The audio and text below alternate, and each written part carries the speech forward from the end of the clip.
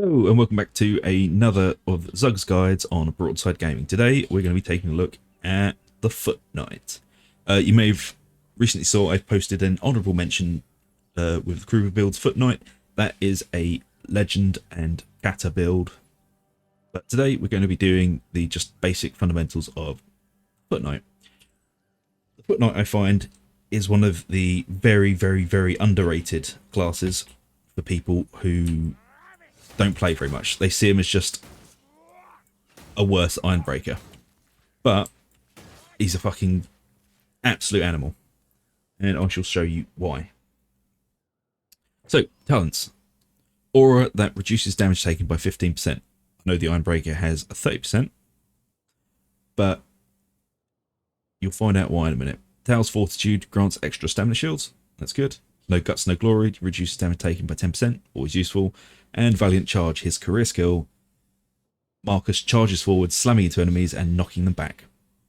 So you are all about staggering. Stagger. Staggering enemies means they take more damage. And I'll quickly go through the build just so you understand. Bloody Unstoppable. Damages multiple enemies in one swing with a melee weapon, grants temporary health, max is 5 enemies. Obviously I'm using that because I'm using Spear and Shield. Staggering Force increases the stagger power by 35%. This is very important. Enhanced Power increases your total power by 7%. This is calculated before other buffs are applied. And now, Comrade in Arms. Kruber gains 10% increased power. The closest ally to Kruber gains 50% damage reduction, 10% increased power. Passive aura from Protective Presence, which is this, no longer affects allies.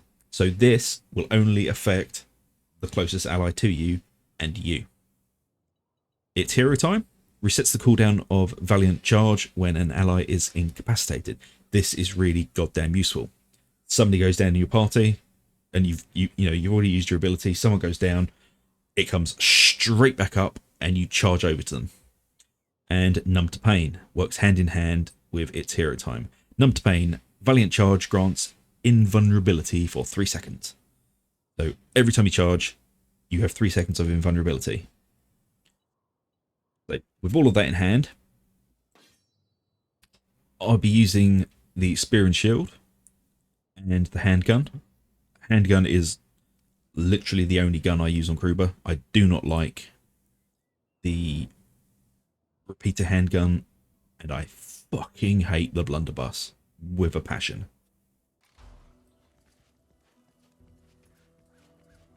So, with Kruber as the soldier, what you want to do is get in there. But get in there more so than the Ironbreaker. What you want to do is get in the middle of it and smack the shit out of everyone. You want to knock everyone down. The increased stagger I was talking about is for staggering Chaos Warriors, Storm Vermin, and anything big really that is difficult to stagger. It's for knocking them over and just, getting the ability to knock the shit out of them before they can actually be an issue. But I find him, he's very fun to play. And he's got 2 sets of weapons that I would highly suggest. As I said, the Spear and Shield, absolutely amazing. Or the other set I use, which is the Sword and Mace. But that requires a completely different build. But I do have those builds linked in the channel. They will be just under my Kruber Foot Knight builds. And they have a complete guide on how to spec and how to reach all the breakpoints that you'll need for the weapons. But we'll get back to this now. We'll get back to...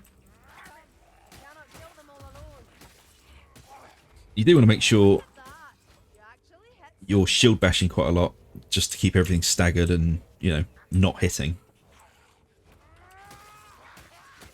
But you can literally just get in there and swing. Do remember though to not overextend too much, because you will be jumping into the middle of everything. But keep in mind, your shield does take slightly longer to bring to bear than some of the other shielded weapons. I know it doesn't look that slow, but in a tricky situation, it is slow, so just be mindful of it. The Strangler. Get him. Switch back. I was hoping to see some heavily armoured so I can show you the Valiant charge, but we'll see what happens. Yeah, the ability to just bash things around. And with the spear, you'll be farming a lot of temporary health as well, so don't be afraid just to wade in. You will see me moving side to side. That is just to try and get as many Skaven hit as I can, and keep them sort of like onioned up, so keep them balled up in front of me.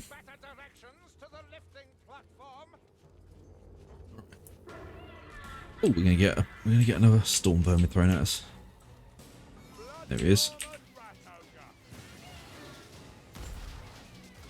Also, oh, so the fucking bot gets to do it, but I didn't get to do it.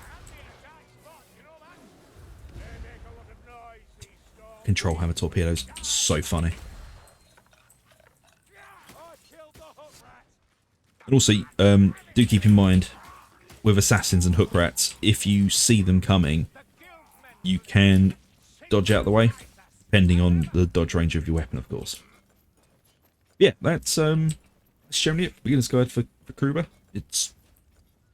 He's very tanky, but he's also got a lot of potential to pump out big numbers.